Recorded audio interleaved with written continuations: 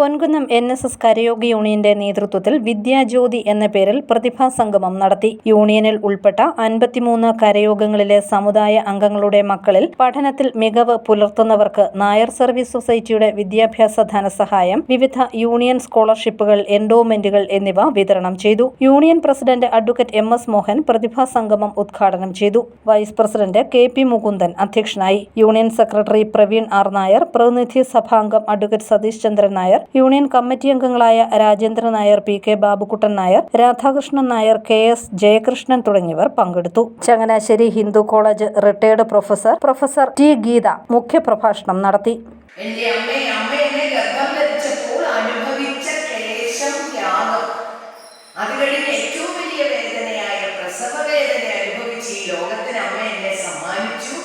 അത് കഴിഞ്ഞ് എന്റെ മലത്തിലും എന്റെ മൂത്രത്തിലും എന്നോടൊപ്പം അമ്മ ശയിച്ചു.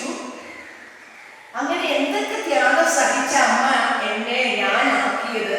ആ അമ്മയ്ക്ക് ഞാൻ എത്ര ഉന്നതനായ മനുഷ്യനാണെങ്കിൽ പോലും, ഇപ്പൊ നിങ്ങളൊക്കെ വളരെ ഉന്നത നിലയിൽ പാസ് ഔട്ട് ആയിട്ടിരിക്കുന്ന കുട്ടികളാണ്.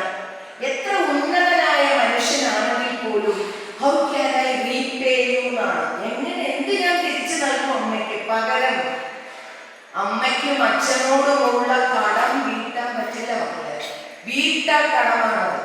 53 കരയോഗങ്ങളിലെ 212 പ്രതിഭകൾക്കാണ് എൻഡോമെന്റുകൾ വിതരണം ചെയ്തത്. News bureau, Ponkunnam.